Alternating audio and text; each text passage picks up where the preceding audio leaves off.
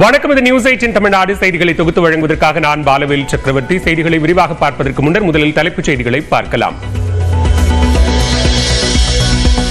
வெறுப்பு அரசியலை விட அன்பை விதைக்கும் அரசியல்தான் வலுவானது.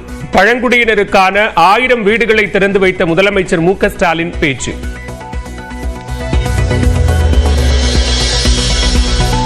வக்ஃப் சட்டத்தை எதிர்ப்பதன் மூலம் வாக்கு வங்கி அரசியல் வைரஸை காங்கிரஸ் பரப்புகிறது. ஹரியானாவில் நடந்த விழாவில் பிரதமர் மோடி சாடல். தமிழ்நாட்டில் ஓரிரு இடங்களில் அதிகபட்ச வெப்பநிலை 3 டிகிரி செல்சியஸ் வரை உயர வாய்ப்பு. சென்னையில் 100 டிகிரி பாரன்ஹீட் அளவுக்கு வெயில் கொளுத்தும் என வானிலை ஆய்வு மையம் கணிப்பு.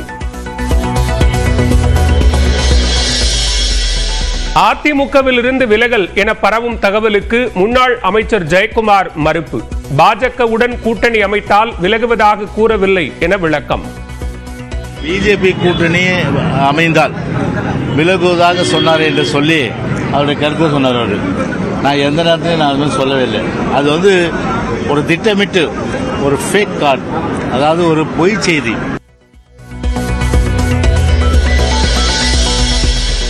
பாஜகவுடன் கூட்டணி வைத்தது வருத்தமாக உள்ளது என கூறிய அதிமுக முன்னாள் எம்எல்ஏ குணசேகரன். இயக்கத்தை காப்பாற்ற வேண்டிய சூழ்நிலை நம் அனைவருக்கும் இருக்கிறது என்பதை நீங்கள் அனைவரும் நினைத்து பார்க்க வேண்டும்.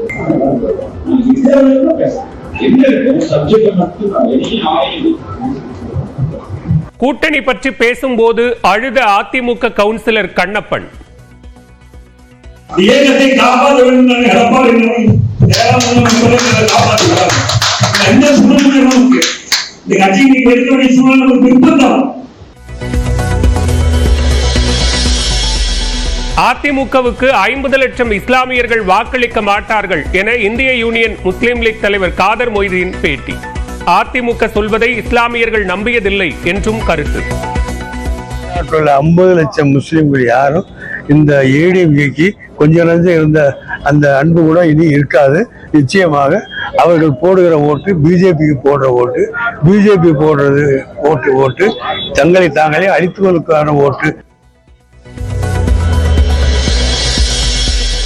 சேலம் இல்லத்தில் அதிமுக பொதுச் செயலாளர் எடப்பாடி பழனிசாமியுடன் முன்னாள் அமைச்சர் விஜயபாஸ்கர் சந்திப்பு.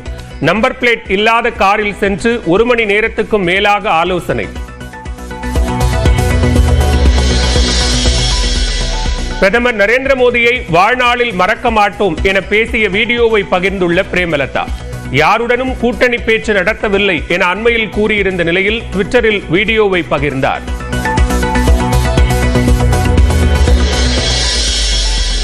(2026) துணை முதலமைச்சர் என போஸ்டர் ஒட்டியதில் யாருக்கும் உடன்பாடு இல்லை என தமிழக காங்கிரஸ் கமிட்டி தலைவர் செல்வ பெருந்தகை பேட்டி. ஆர்வ கோளாறால் ஒட்டிய தொண்டர் மீது நடவடிக்கை எடுத்திருப்பதாகவும் விளக்கம். அதுல யாருக்கும் உடன்பாடு கிடையாது. ஒரு ஆர்வ கோளாறுல ஒருத்தர் பண்ணிட்டாரு, அவர் மேல நடவடிக்கை எடுத்திருக்கோம், நோட்டீஸ் அனுப்பியிருக்கோம், பார்க்கலாம் அப்படிலாம் கிடையாதுங்க. ஏதோ தவறு செஞ்சுட்டாங்கலாம் கிடையாது. தவறு செஞ்சா தவறுதான். பாலியல் புகாரில் சிக்கிய காவல் இணை ஆணையர் மகேஷ்குமார் மீதான சஸ்பெண்ட் ரத்து. சம்பந்தப்பட்ட பெண் பாலியல் புகாரை திரும்ப பெற்றதால் உள்துறை அமைச்சகம் நடவடிக்கை. கொடைக்கானலில் கோடை சீசனை ஒட்டி 3 புதிய இடங்களில் வாகன நிறுத்தும் இடங்கள் திறப்பு. கட்டணம் முடிவு செய்யப்பட்டு ஓரிரு நாளில் பயன்பாட்டிற்கு வரும். திண்டிவனத்தில் பிரத்யேக ஆடை அணிந்து கடத்தப்பட்ட 230 மது பாட்டில்கள் பறிமுதல். புதுச்சேரியில் இருந்து செஞ்சிக்கு கடத்திய 2 பெண்கள் கைது.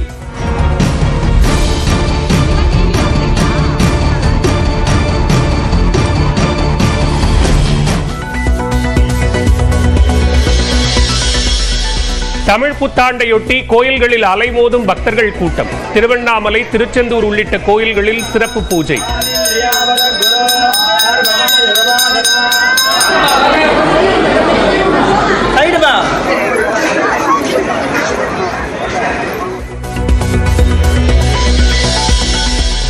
இந்தி நடிகர் சல்மான் கானுக்கு வாட்ஸ்அப் மூலமாக கொலை மிரட்டல். வீடு புகுந்து கொலை செய்வேன் என மிரட்டல் விடுத்தவர் குறித்து விசாரணை.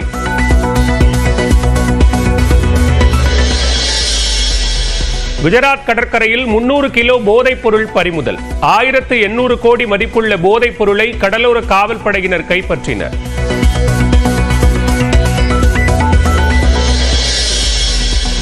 ரஷ்ய பிரீமியர் லீக் கால்பந்து போட்டியில் பந்தை தடுக்க முயன்ற போது மோதிக்கொண்ட இரு வீரர்கள் சுயநினைவின்றி விழுந்த நிலையில் மருத்துவமனையில் அனுமதி.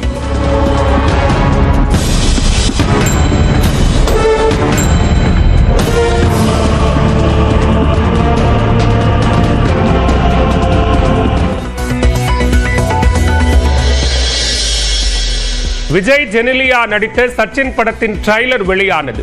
ஏப்ரல் 18 படம் ரீரிலீஸ் ஆகும் நிலையில் ரசிகர்கள் உற்சாகம்.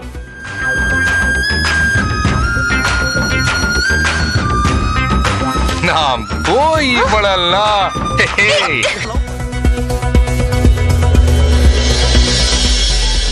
தீ விபத்தில் சிக்கிய மகனின் உடல் நலம் தேறியதால் மொட்டை அடித்ததை அடுத்து திருப்பதியில் பக்தர்களுக்கு அன்னதானம் வழங்கிய பவன் கல்யாண் மனைவி பக்தர்களுடன் அமர்ந்து உணவருந்தினார் அன்னலட்சுமிவா.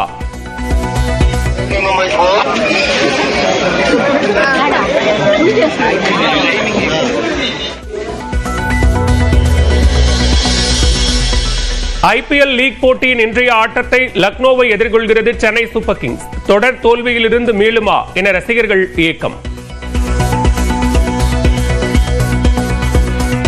வக்பு சட்டத்தை எதிர்ப்பதன் மூலம் வாக்கு வங்கி அரசியல் வைரஸை காங்கிரஸ் கட்சி பரப்புவதாக சாடியுள்ள பிரதமர் நரேந்திர மோடி காங்கிரஸ் கட்சியின் தலைவராக இஸ்லாமியரை நியமிக்க தயாரா என்றும் சவால் விடுத்துள்ளார். ஹரியானா மாநிலம் இசார் சர்வதேச விமான நிலையத்திலிருந்து அயோத்திக்கு புதிய விமான சேவையை தொடங்கி வைத்த பிரதமர் மோடி புதிய முனைய கட்டடத்திற்கும் அடிக்கல் நாட்டினார். தொடர்ந்து பொதுக்கூட்டத்தில் பேசிய பிரதமர் நாட்டில் சமத்துவத்தை நிலைநாட்ட அம்பேத்கர் முயற்சி செய்ததாக கூறினார். ஆனால் காங்கிரஸ் கட்சி அம்பேத்கரின் கொள்கைகளை அழிக்க முயற்சி செய்ததாக விமர்சித்தார். காங்கிரஸ் கட்சி தாழ்த்தப்பட்டோர், பழங்குடியினர் மற்றும் பிற்படுத்தப்பட்டோரை நாட்டின் 2ஆம் தர குடிமக்களாக நடத்தி வந்ததாகவும் ஆட்சி அதிகாரத்தை பிடிப்பதற்காக அரசியலமைப்பை வெறும் கருவியாக மட்டுமே பயன்படுத்தி வருவதாகவும் குற்றம் சாட்டினார். ஏழைகள், ஆதிவாசிகளின் நிலங்கள் கொள்ளையடிக்கப்படுவது வக்பு வாரிய சட்டத்தின் மூலம் தடுத்து நிறுத்தப்பட்டுள்ளதாக கூறிய பிரதமர் வக்பு சட்டத்தை எதிர்ப்பதன் மூலம் வாக்கு வங்கி அரசியல் வைரஸை காங்கிரஸ் கட்சி பரப்புவதாகவும் கடுமையாக விமர்சித்தார். இஸ்லாமியர்களின் நலனில் அக்கறை இருந்தால் காங்கிரஸ் கட்சியின் தலைவராக இஸ்லாமியரை நியமிக்காதது ஏன் என்றும் பிரதமர் கேள்வி எழுப்பினார். வெறுப்பரசியலை விட அன்பை விதைக்கும் அரசியல்தான் வலுவானது என்று முதலமைச்சர் மு க ஸ்டாலின் தெரிவித்துள்ளார். சென்னை கலைவாணர் அரங்கில் நடைபெற்ற சமத்துவ நாள் விழாவில் முதலமைச்சர் மு க ஸ்டாலின், துணை முதலமைச்சர் உதயநிதி ஸ்டாலின், காங்கிரஸ் மாநில தலைவர் செல்வ பெருந்தகை, விசிக தலைவர் திருமாவளவன், அம்பேத்கரின் பேரன் பிரகாஷ் அம்பேத்கர் உள்ளிட்டோர் கலந்து கொண்டனர். சாதியத்தை அழித்தல் ஒழித்தல் என்ற அம்பேத்கர் எழுதிய புத்தகத்தின் தமிழ் மொழியாக்கத்தை முதலமைச்சர் வெளியிட அதனை அம்பேத்கர் பேரன் பெற்றுக் கொண்டார்.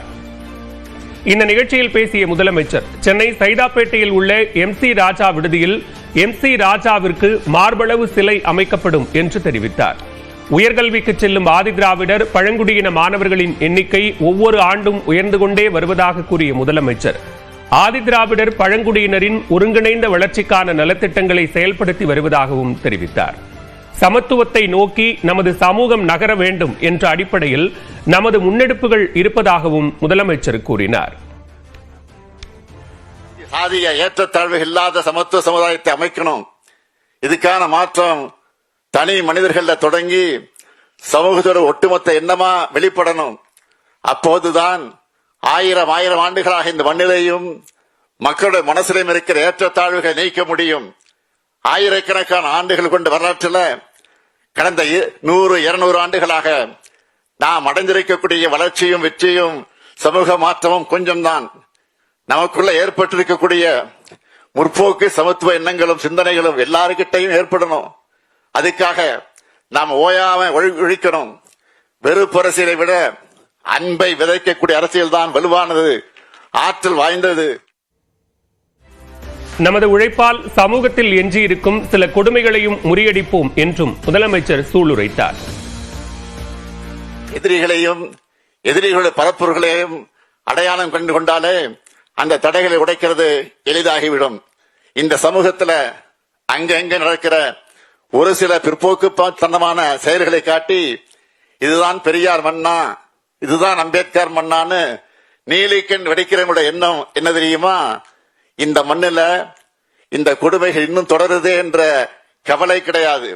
அவங்களோட எண்ணம் நீங்க மாற்றத்தை விதைச்சிட்டு தான், பயன்படுத்திட்டு தான், பெருமைப்படக்கூடிய மண்ணில் இன்னமும் எங்களுடைய பழமைவாதமும் பிற்போக்குத்தனமும் அடக்குமுறை இருக்குன்னு காமிக்கிறது ஆணவம் தான் அந்த பேச்சு. நம்முடைய உழைப்பால சமூகத்தில் எஞ்சி இருக்கக்கூடிய இந்த கொடுமைகளையும் நிச்சயம் களையெடுப்போம். முன்னதாக சென்னை சைதாப்பேட்டையில் MC ராஜா கல்லூரி மாணவர் விடுதி வளாகத்தில் 44 கோடியே 50 லட்சம் ரூபாய் செலவில் 10 தளங்களுடன் கட்டப்பட்ட ஆதிதிராவிடர் மற்றும் பழங்குடியினர் கல்லூரி மாணவர்களுக்கான புதிய விடுதி கட்டணத்தை முதலமைச்சர் மு.க. ஸ்டாலின் திறந்து வைத்து பார்வையிட்டார். அங்குள்ள மாணவர்களுடன் முதலமைச்சர் கலந்துரையாடினார்.